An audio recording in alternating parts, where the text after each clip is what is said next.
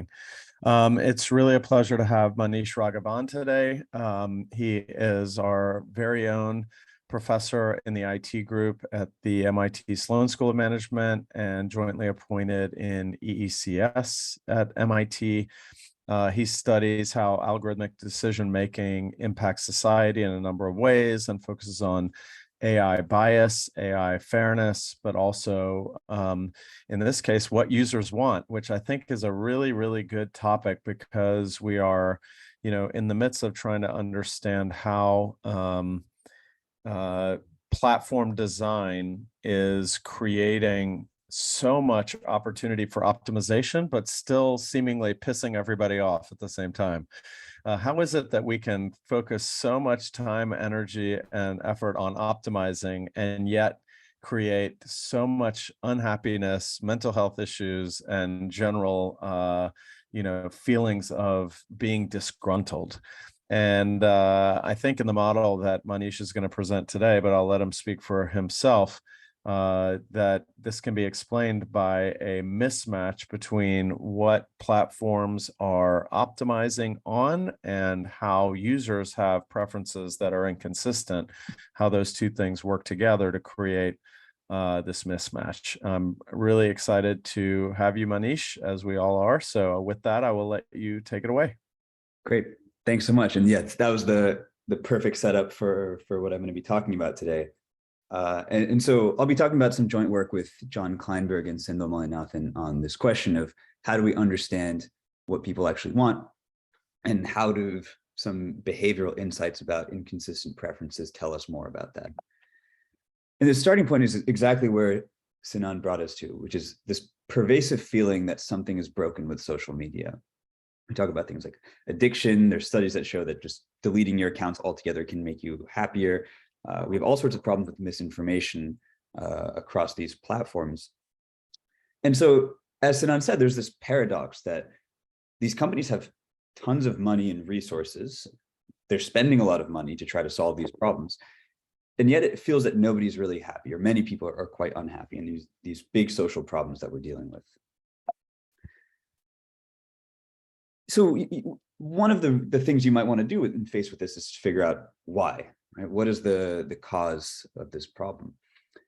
And there's a lot of explanations that people have offered over the years. One such explanation is that there are negative phenomena offline. People bully each other, people are mean. Those same behaviors and patterns show up online. You might also think that there's some amount of nefarious activity going on online where some people just want to spread misinformation. Maybe you're paid by a government to do so, and that's a hard problem to solve. The real problem is just nefarious actors. Some people liken social media and these platforms to smoking, right? Thinking that it is just inherently an addictive activity, and there's really no good way to do it in a safe or healthy way. And finally, you might also think that some part of this is due to platforms' own greed. Maybe they know that there are all these bad things going on, but they actually make money off of the outrage somehow. They make money off of these negative phenomena. And so that theory would be they know how to fix it, or they might know very well what the problems are at least, but they just don't have an incentive to do so. So these are all possible explanations you might have, and you might have other explanations of your own. I'm going to talk about a slightly different class of explanations today. And you notice that all of the examples that I gave to you were to some extent about conflicts, but they were conflicts between different people. And these conflicts definitely exist. But what I want to talk about today are conflicts between people and themselves, right? These sort of internal conflicts. If you go online and you search for the problems that people have with social media, many of these problems end up being people asking, how can I manage my own behavior, right? How can I use Facebook less? How can I spend less time watching YouTube? And there's been a ton of research on this, especially picking up over the last 5-6 years, simply that people make poor decisions online. People make decisions that they're later unhappy with online. So it's not about people fighting with each other. It's not even necessarily about conflicts of interest between platforms and their users, though we can discuss those in a little bit. These seem to be about people fighting with themselves, right? That you have sort of different sides to you, and these sides are at war with each other, and it ends up with these conflicting behaviors that ultimately make you unhappy. And so if this is a story about internal conflicts, then you might ask, why would the platform care? Right? Because the users might point the finger at the platforms and say, you're making this so addictive, you're making it really hard for me to not be on the platform. And the platform could just turn around and say, this is on you. If you want it to behave better, you can behave better, right? So there's a sort of naive interpretation of this that simply says, users have self-control problems and general issues with their own behavior. This is not the platform's responsibility to do anything about, and therefore the platform has no business being part of this conversation at all.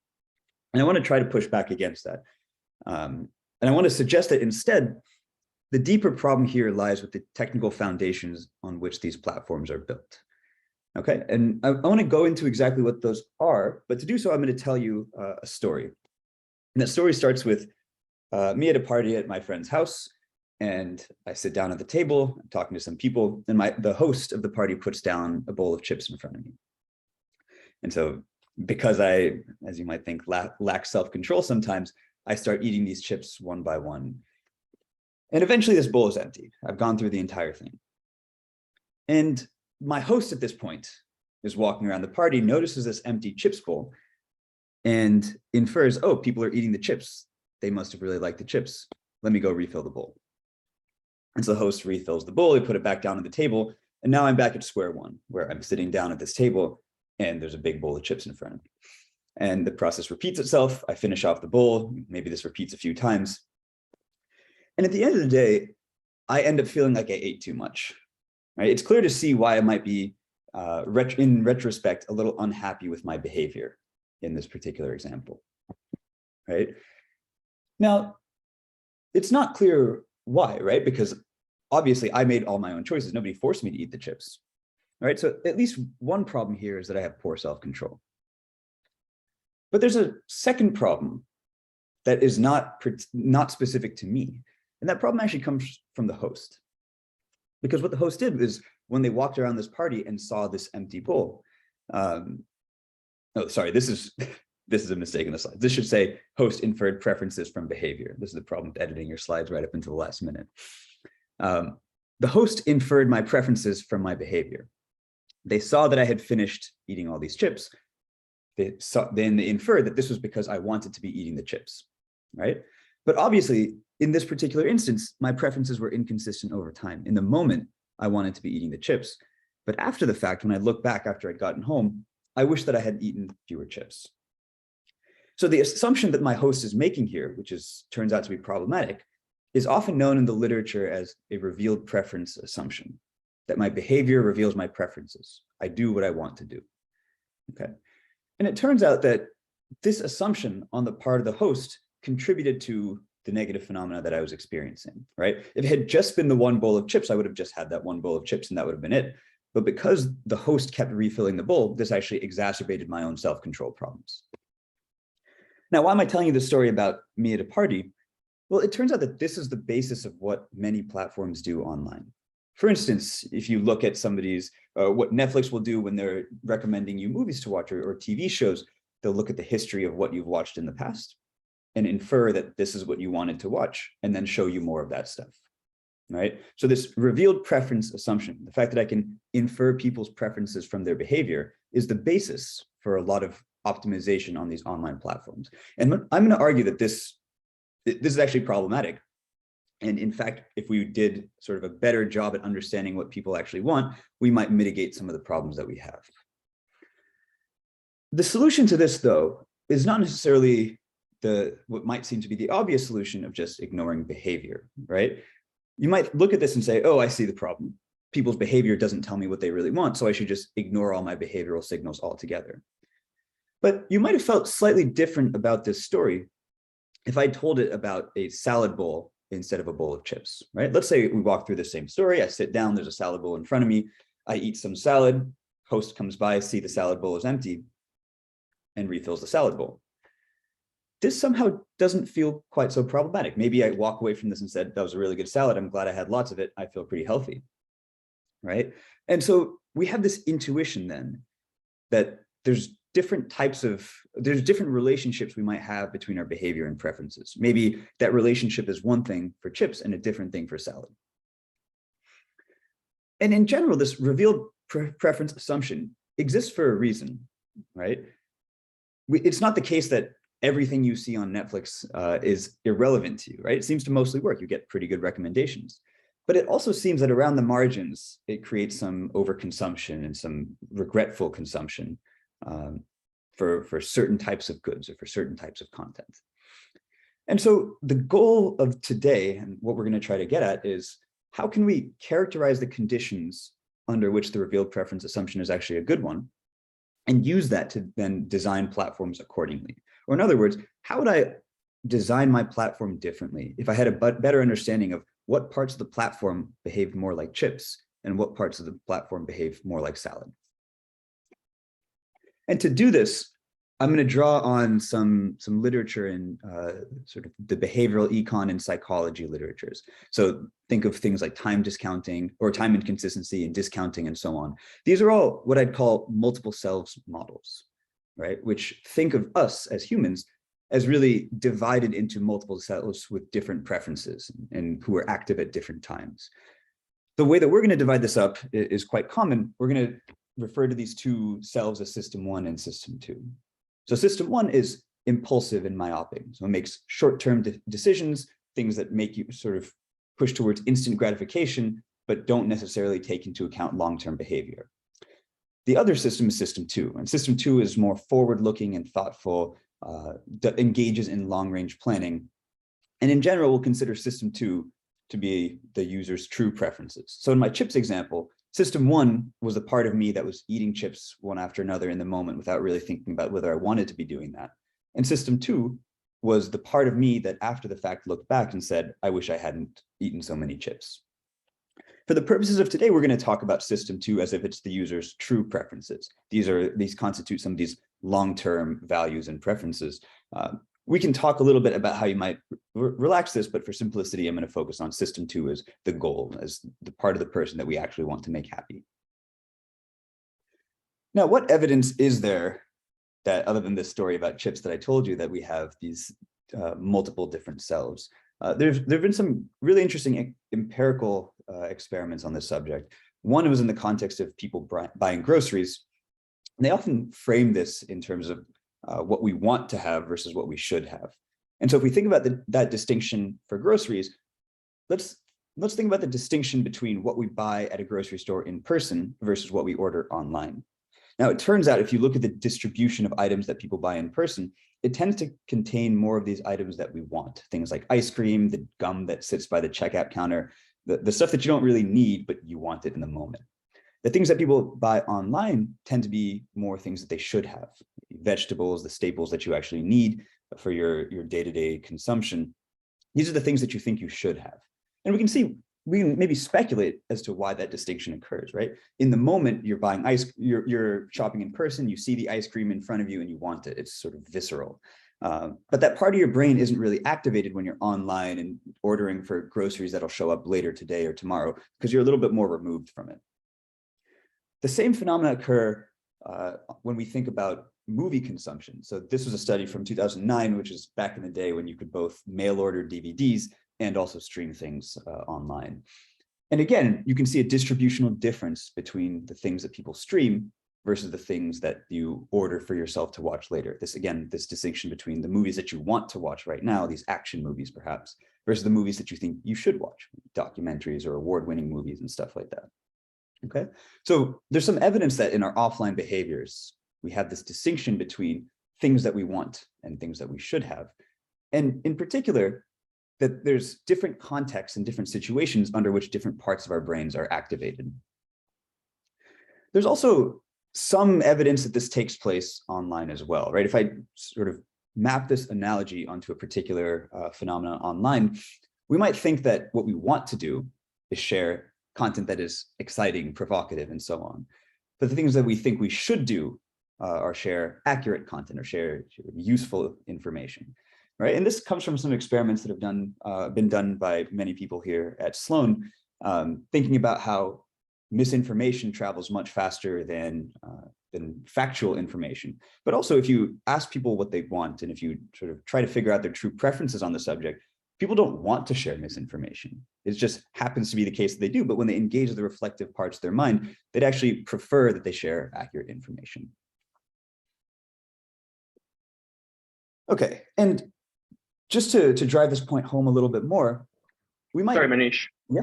There's a couple of questions in the chat about the system 2 and systems 1 distinction.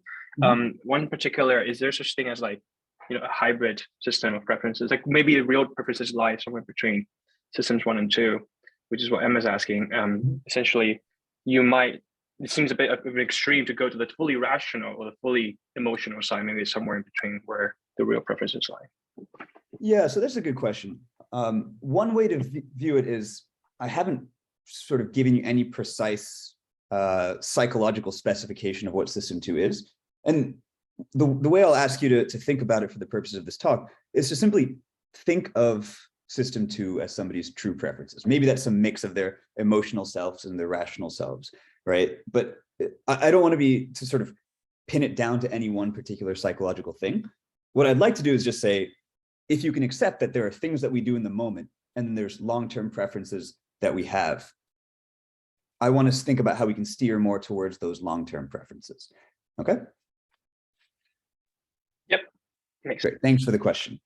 And so this, we have these experiments that show that we have offline manifestations of system 1 versus system 2, or sort of in the moment thinking versus long-term thinking. Now, what changes when we think about social media, right? Why is this any different from just saying, okay, people know how to manage self-control problems with eating chips. Why don't we just apply those same ideas online? There's some additional challenges that social media brings.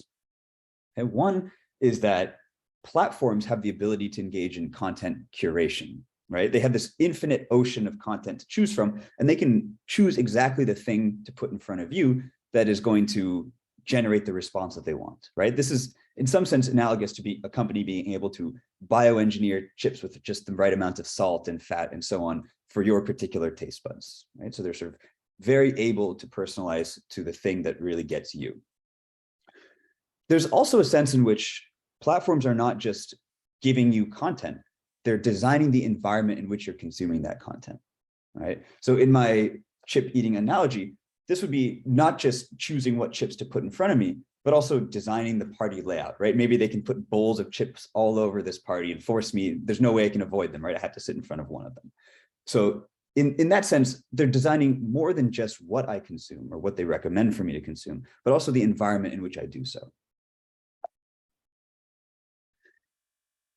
One quick thing I want to say about incentives, right? Because you might look at this and say, maybe platforms are fully aware that there's this difference between system 1 and system 2, that there's a distinction between what people want and what they do. What if they're just greedy, right? They make a lot of money off of your consumption. And so what they really want to do is tap into that system 1 as much as possible. This is totally possible. I can give you some anecdotal experiences of talking about these particular results with people at these companies, and sort of ask me about it and we can talk a little bit about the perspectives I've gotten. But the goal of today is not going to be to argue one way or another that this model is going to be the thing that fixes social media. Obviously, it's not going to be. So the question that I want to try to answer today is, how would platforms help us make healthier decisions if they wanted to, right? Now, I can't force them to want to, but it's not clear that even if they wanted to, they would have the technology to do that right now. It's also worth thinking about what is in a platform's long-term interest, right? We often think of, in these types of settings, especially platforms as being somewhat myopic and saying, I'm trying to maximize engagement and revenue in this very moment. But obviously platforms are more forward thinking than that, right? They know that if they make you really unhappy, that you sort of see this platform as addictive or that you're spending too much time on it, eventually you're going to leave, right? You're not going to, in the long term, stay on a platform that makes you unhappy. Okay, so there is a long-term view in which the incentives are actually aligned, that making people happier, not just getting them to consume more, is good for both people and the platforms. Now, at this point, I've given you some background on the topic. And what I'd like to do now is introduce a formal model in which we can think about this. And this will give us some common ground to try to work through some of the problems that we see and how we might be able to address them. And this model is going to be fairly simple. There's going to be some notation, but it's not going to be too heavy.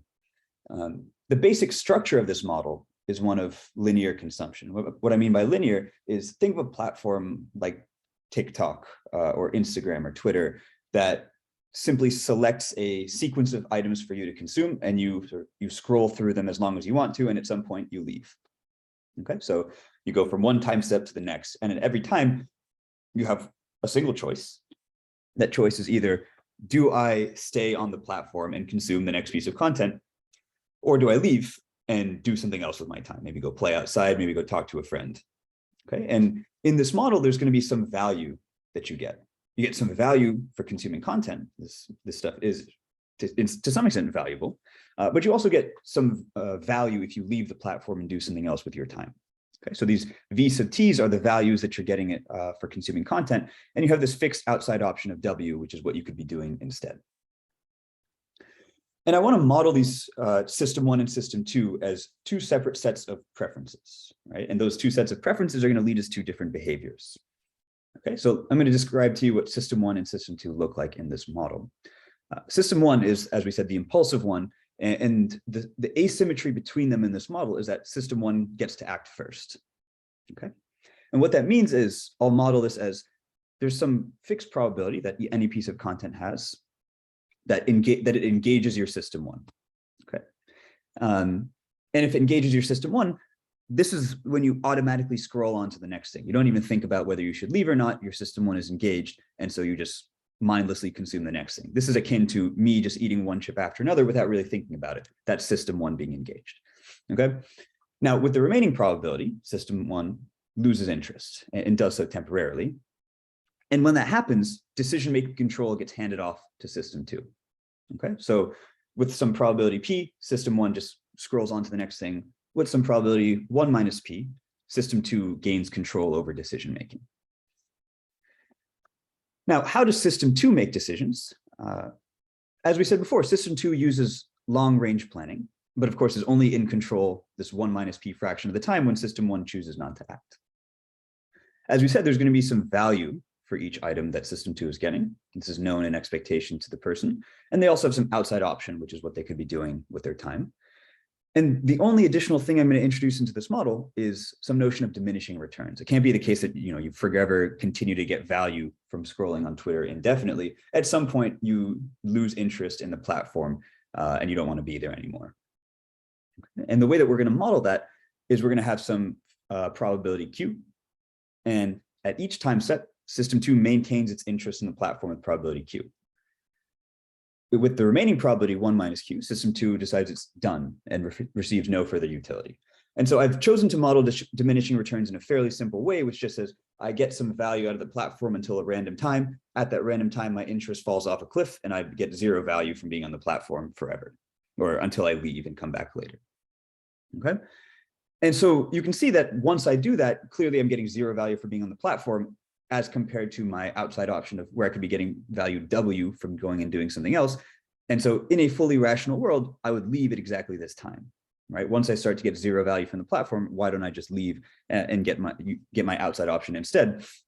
But of course, system 2 is only making these decisions when it regains control of decision-making. The remaining time, system 1 is just mindlessly scrolling. So putting this all together, there's 4 parameters of interest, which I want to discuss here. Content has some, what I'll call moorishness, and this is the extent to which you want more of something, right? And that's parameterized by P. That's the probability that it engages system 1. And we can think about sort of varying this towards content that is less moorish versus more moorish, right? Those might have different effects. Similarly, content has some sort of span, right? And this is essentially the amount, this governs the amount of time you actually want to be on a platform, right? Some content, maybe you lose interest very quickly. Maybe there's some content that you actually stay interested in for a long amount of time. We'll also say that content has some value. This is going to be the expected value that system 2 derives from consuming content. And of course, this is until it loses interest. And this is our model of diminishing returns. And finally, system 2 has some outside option where if you went somewhere else, you would get that outside option instead of being on the platform. Without loss of generality, we can really think of that outside option as being 1. And so think of that as sort of fixed. Allow the parameters of the content to vary. Think of the outside option as just fixed for the remainder of this talk.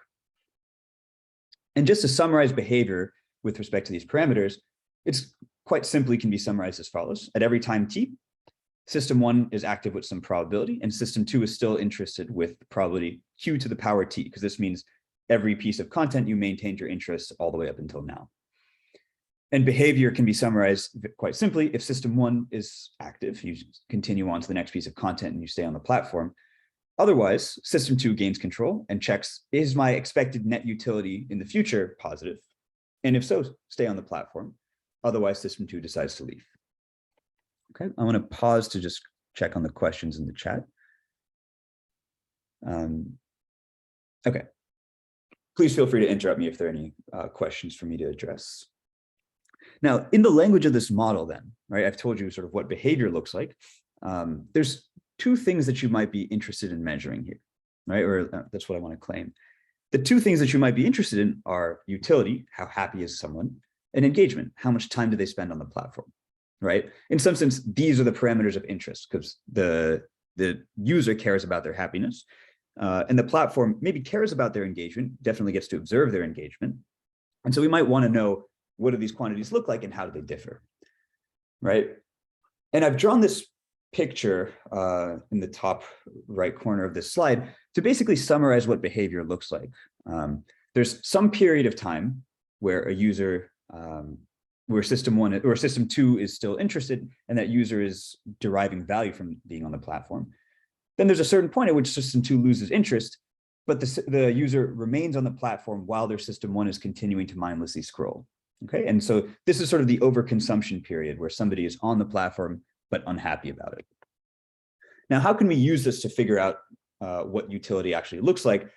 I'm not going to walk too much through the derivation here. I hope you can trust me that I did some math in this model.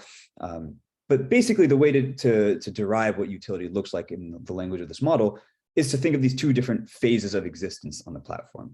Right? As long as system 2 is interested, you're going to stay on the platform. You're going to continue to derive value. And you get, this takes 1/1 minus q steps in expectation. You get some net utility per step. And then in the second phase, the user is stuck, right? System 2 wants to leave, but system 1 is active and mindlessly scrolling. And the user is going to stay on the platform until then. The one analogy you can think of is you're at a party with your friend, and at some point you're done, you're ready to go home. And you sort of have to wait until your friend is out of their conversation before you can pull them away and go home together, right? And so this is the second phase where your sort of system 2 is sitting around waiting for system 1 to disengage so they can leave the platform. This has some number of steps in expectation. You're getting negative W net utility per step because you're foregoing your outside option. And so you get some expression for utility here. And the last thing I'll stipulate here is if this is going to be negative, then maybe the user wouldn't use the platform at all. System 2 would never decide to click the app to get onto the platform if they knew they were going to get negative utility from getting there. So this gives me a derivation of what utility looks like. I can do a similar derivation for engagement using the same sort of two-stage approach. You can trust me that I got this expression here. The exact expressions here for the purpose of this talk are not super important. The first thing you should note, though, is these are not the same thing, right? Things that make the user happy are not necessarily the things that are going to make them consume the most. Okay, and that's going to be a recurring theme in what we talk about here. Now, I'm going to make a key assumption. I'm going to assume that the platform only observes engagement. Now, to a first approximation, I think this is actually true. Most of the behavioral data we have is really about engagement. We have very little data that explicitly asks somebody, were you happy? Right? How happy were you with this content? Now, there is some amount of efforts to do this, but the amount of data that we get from it is just much thinner compared to engagement data. And so what we're going to focus on for this talk is looking at this through the platform's view of observing only engagement and seeing what happens. I'm going to give you a perspective as to what this might look like sort of as I vary these parameters. So remember, this blue line here is utility, the orange line here is engagement, and the thing that I'm varying is moorishness. So in some sense, you might interpret moorishness as sort of addictiveness. And so as I turn that dial up, as I get this content to be increasingly moorish, you can see that the user's utility starts to drop, but their engagement actually goes up. And essentially what is happening here is they're spending more time on the platform, but it's not productive time. It's not time that they enjoy. It's just mindless scrolling while they're stuck on the platform waiting to leave. And so this might be somewhat unsurprising. If you make content more addictive, but don't actually make it any more valuable, people are just going to spend more time and be unhappy. You might also think that this is not what the real world looks like. It may be the case that the stuff that is slightly more or slightly more addictive is actually also correlated with being valuable, right? It might be the case that the stuff that we find interesting is appealing to both system 1 and system 2. And so I can draw you out a plot of what looks like here. Let's just say I've positively correlated P and V, right? The Moorishness and value here, okay? And so you get a slightly different picture. The same thing holds as I turn this Moorishness dial up in terms of engagement. It starts to go up and up and up.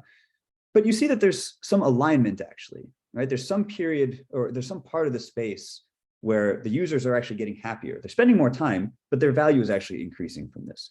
And eventually this trend reverses, they fall off a cliff and they're spending way too much time on the platform again. Okay, so there's some complexity as to how these parameters interact and sort of what it says about the content that we have on a platform. And this, I want to be able to speak about this in a slightly more structured way, right? So I was telling you, maybe I can positively correlate P and V together and think about the sort of content that lives on that space of positively correlated P and V. But let's think about this slightly more generally, right? Let's just say every piece of content that I have, or every creator, whatever, however you want to think about it, I can think of them as existing at some point in this latent space of parameters, right? They have some Moorishness, they have some span, they have some value, right? And then the way to think about it is that this universe of all available content is some manifold in this space, or some subspace here, right? Where maybe there's a lot of content with high value and low Moorishness, maybe there's a lot of content somewhere else with high Moorishness and low value, but in general, it just fills up some part of this space.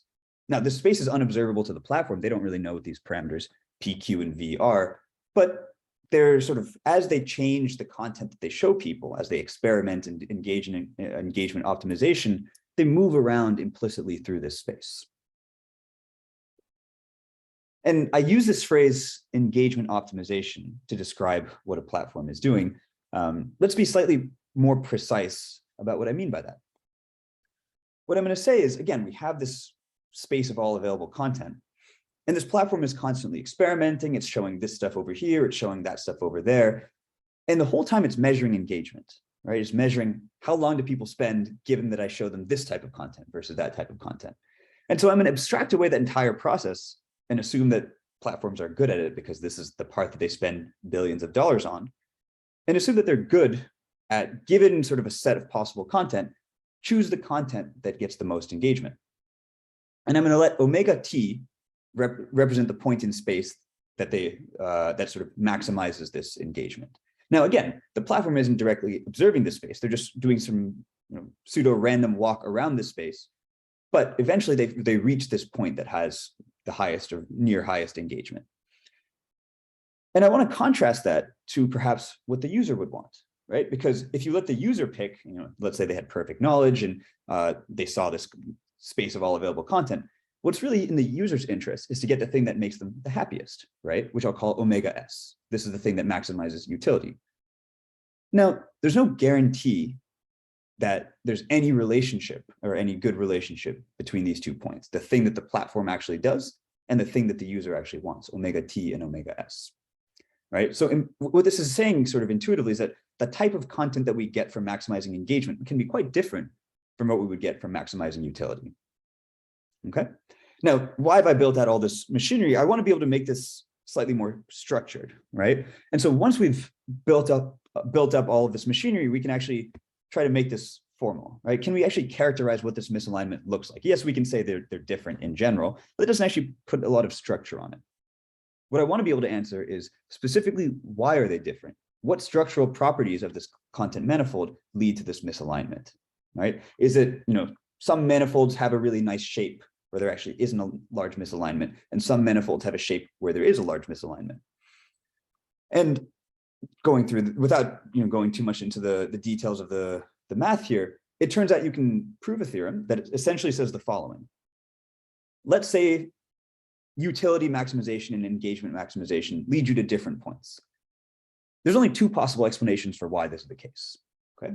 One is that the thing that maximizes engagement has higher Moorishness, right? So as I up this dial of Moorishness, as we saw before, things that were more Moorish got higher engagement, even though they got lower utility. Okay. Now, the other possible explanation is a slightly more subtle one. It is that there's types of content that make a lot of time, but have very low value per unit time. The way I think about it is, think about the difference between a platform that can show you, let's say you want to know how to pair your AirPods to your iPhone. Now, one thing that the platform could do is show you the perfect video that tells you exactly how to do that.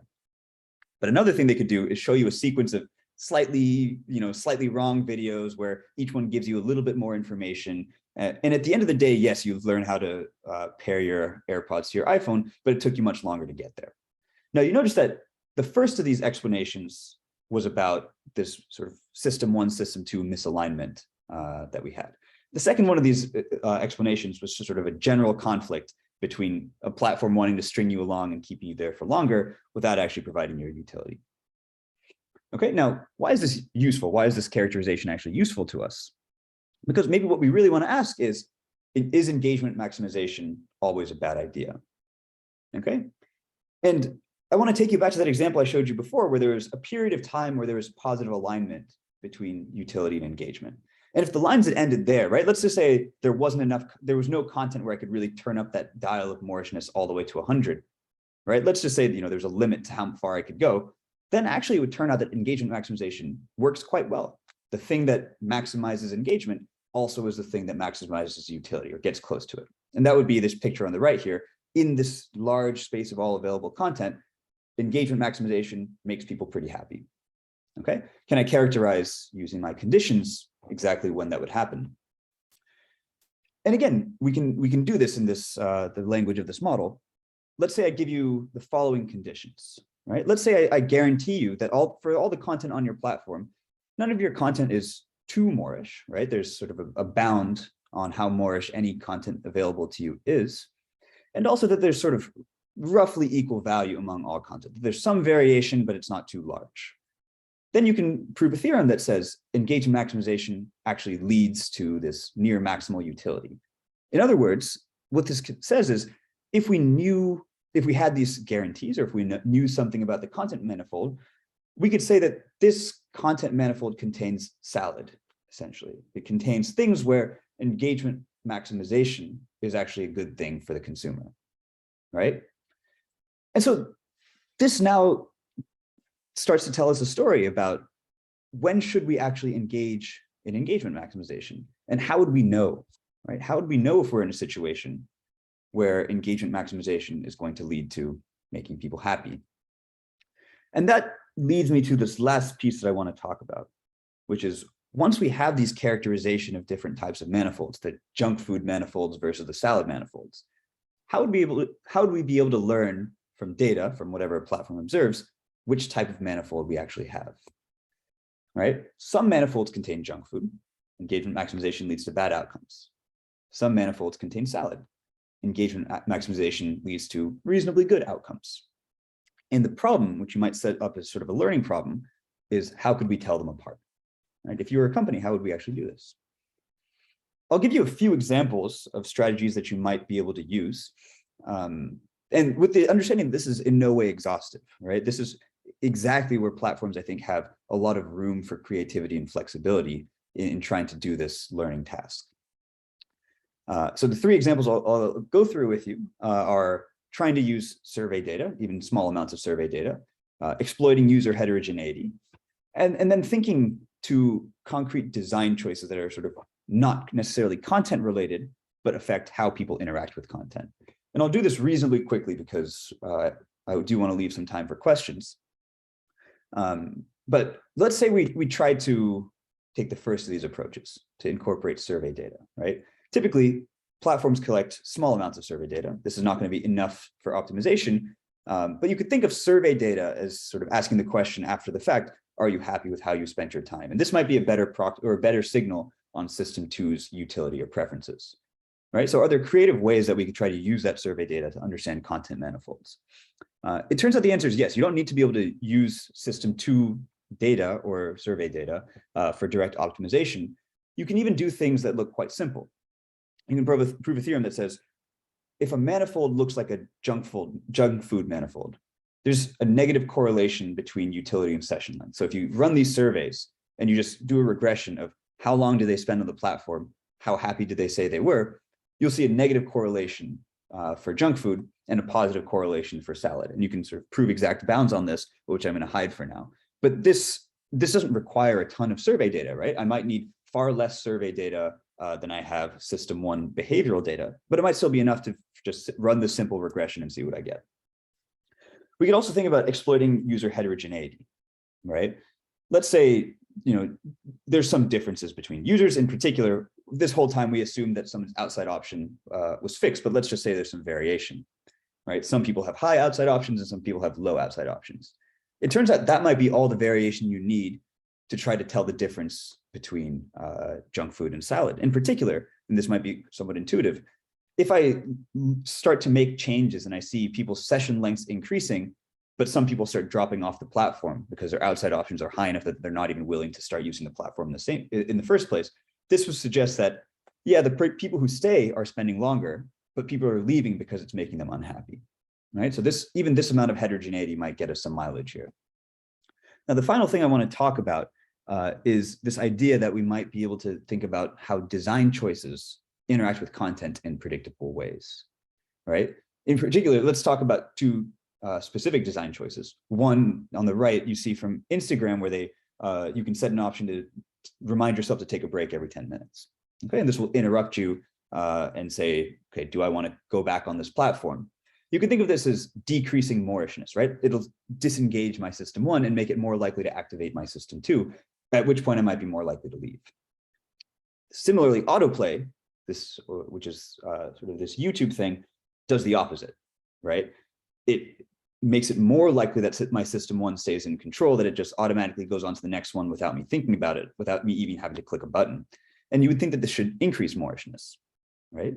How could we use these features to better understand content? For instance, if you see that I enabled autoplay, and for certain types of videos, that really increased consumption, and for certain types of videos, it didn't. What that might tell me is that the types of videos where it really increased consumption is where people are very susceptible to their system one. They didn't really want to be on the platform, but because you added autoplay, it made them stay for longer.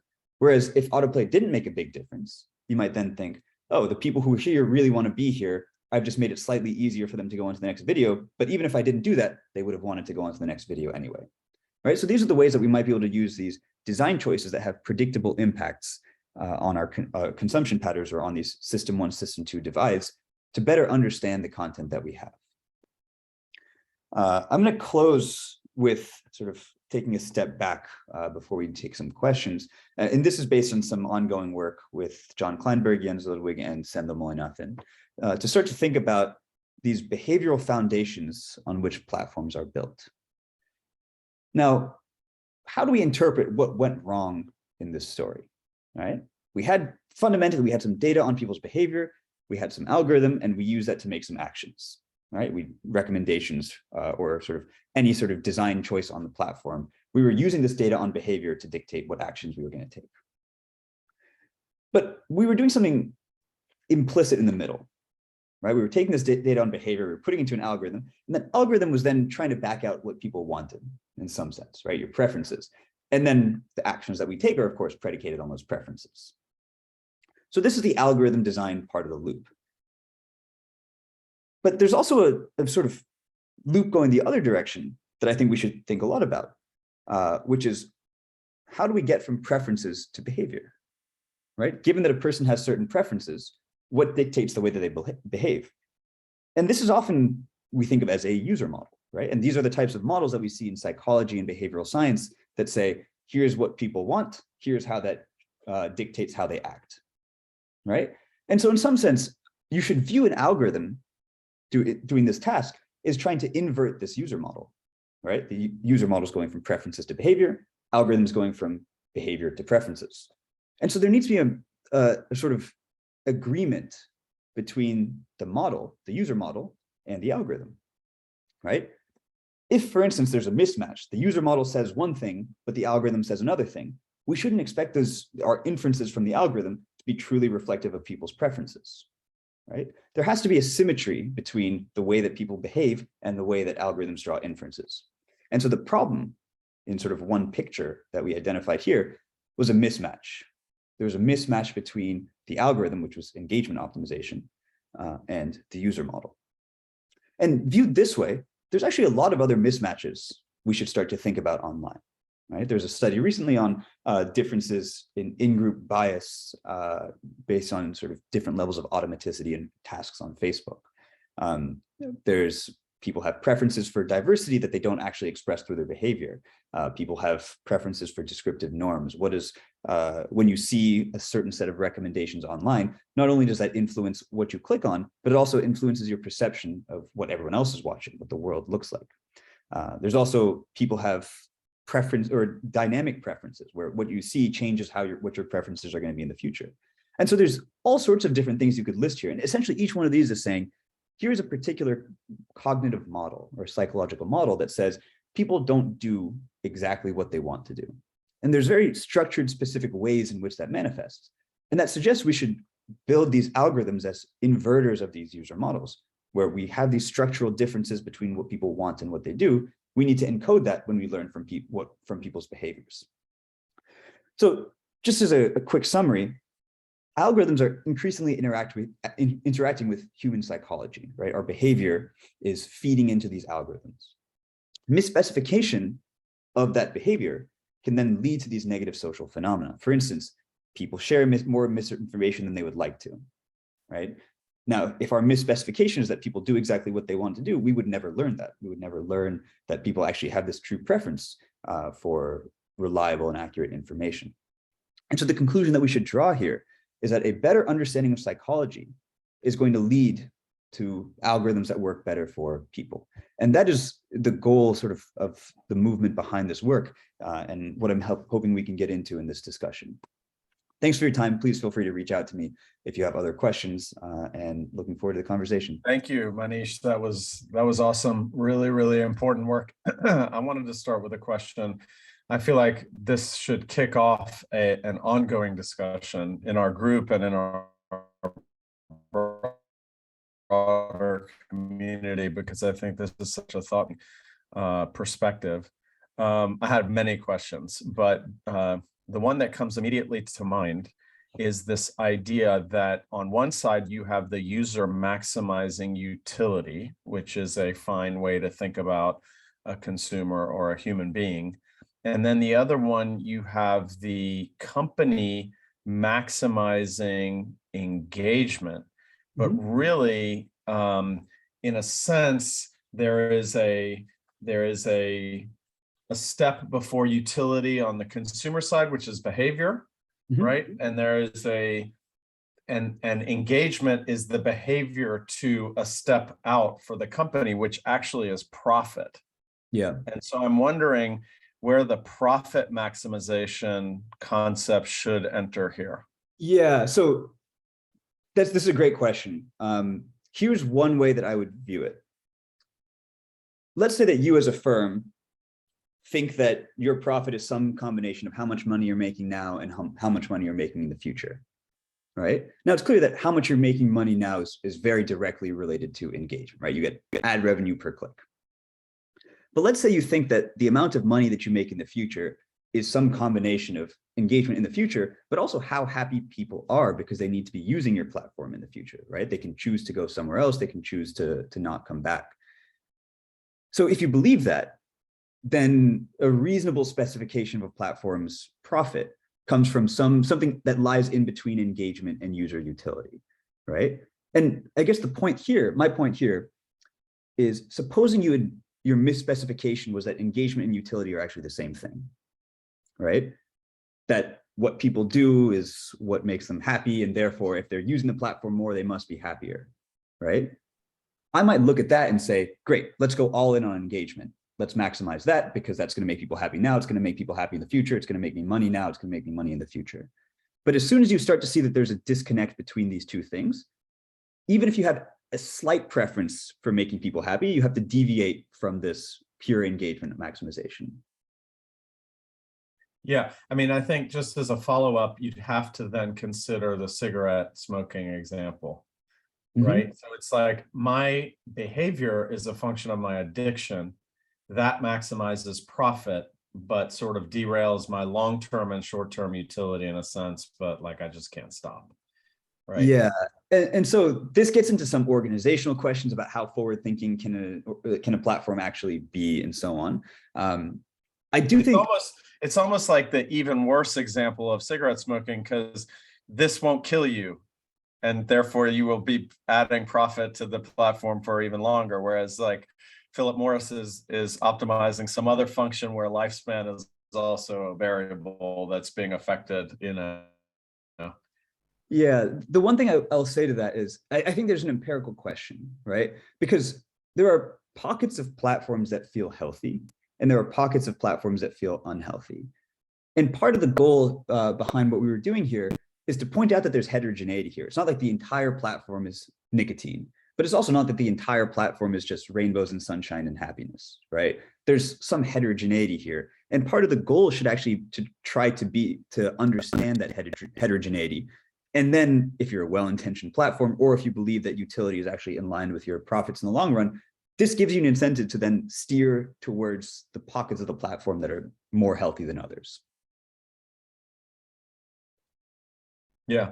Sanjeev asks, what if this is some sort of utility in the sense that, I need it to get my stuff done? And he's saying Uber and Instacart and other, in the social media platform sense, it would be access to information. And then they compete on sort of optimal delivery of a necessity like information. And in the case of Uber, it'd be speed, like how quickly I can get a ride. And then at that point, I'm just picking between competitors based on these, other dimensions of competitive differentiation. Yeah, so there's a question as to whether platforms are competing with one another on utility. Like, to what extent does your utility enter into your choice as to which platform you're going to spend your time on? And again, if you think that your decision to use one platform or another is even somewhat correlated with your utility, this gives a platform an incentive to, again, try to optimize more for your utility relative to engagement, like compared to a baseline where they do zero utility optimization. So I actually view this as somewhat aligned, where if your goal is to compete with some other platform, you need to be competing on the criteria that's causing a user to select. And to the extent that that's correlated with utility, this is actually a good thing, sort of for pushing the conclusions of this model. Bevan is wondering, what if there isn't a perfect set of choices where my actions and my preferences are or my actions are actually revelatory of my preferences. Like I'm picking the best possible, but it could be so suboptimal as an option that my actions don't actually reflect my preferences at all. Yeah, one thing I'll point out here, actually, I had this example of people have this preference for diversity, right? If you ask people how much political diversity they want in their feed, this is different from the realized political diversity that they see in their feed. And so in some sense, I view this question about what if the good options aren't even there as an artifact of the fact that these platforms narrow our view of the world to give us the thing that they predict is the most likely that we're going to want. And if all those things are bad, there isn't really any explicit room to try to grow our preferences or to sort of look for other things we might want. Now, there is experimentation, and there's plenty of times you'll just see something totally random in your feed, and maybe you click on that. But even if a platform knows pretty well that like you only click on this stuff 10% of the time, like let's say you watch children's movies 10% of the time, but most of the time you're watching horror and action movies, right? One version of that is to say, great, we should just always show you horror and action movies. But of course, that's not the right solution. The right solution is to show you a set of things that includes enough children's movies in it that when in that 10% of the time that you're in the mood, you'll still find what you're looking for. And that is sort of, it needs to be explicitly done. It doesn't fall out of the math of the engagement optimization that we normally see. There's actually work from Netflix saying exactly this point. So yeah, to some extent, I think that it's because of the same sort of algorithmic problem. But to some extent, I think it's just a limitation of using digital traces as inputs to your algorithms instead of just being able to ask people directly what they want. Yeah, I would point you to an experiment that David Holtz and I have done with Spotify on that very question. And a few people from Spotify as well. And then last question before we wrap up, Matthew is asking, what about the impact of the platform's options changing the shape of the utility function? So for example, teenagers never knew that they had a quote unquote preference or utility for negative body image content, but their action, the set of options given to them, suddenly they have developed a, skinny is best utility, even though that may not have been their utility going into it. Like the function, they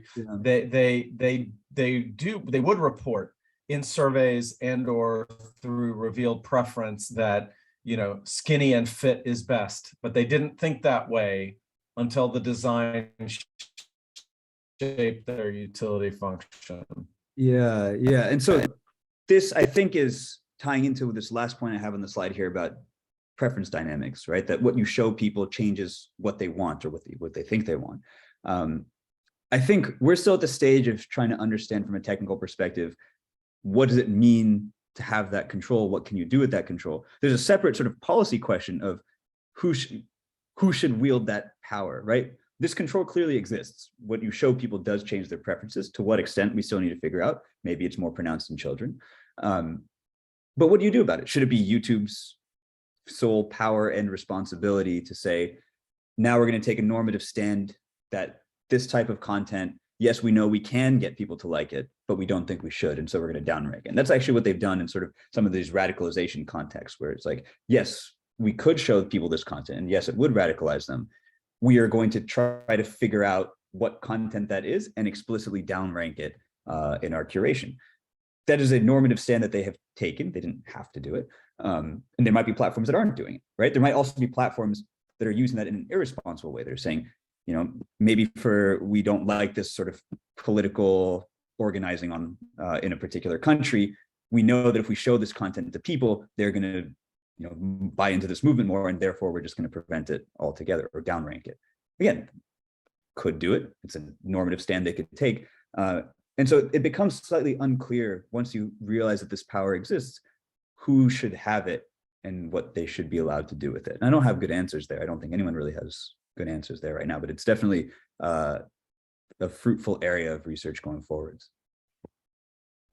Awesome. There certainly are a couple of questions that you should look at in the chat. Alex has a really nice one. I'm going to sort of say thank you. Really appreciate the presentation. Really excited to continue the conversation. And for those of you who are going to leave, then please feel free if you want to stick around with Manish. I have to go to another meeting, but I really appreciate all of you coming, and we will see you next time. Definitely take a look at Alex's question there in the chat. Pretty interesting. Thanks, everybody. Thanks for having me, Sinan. See ya.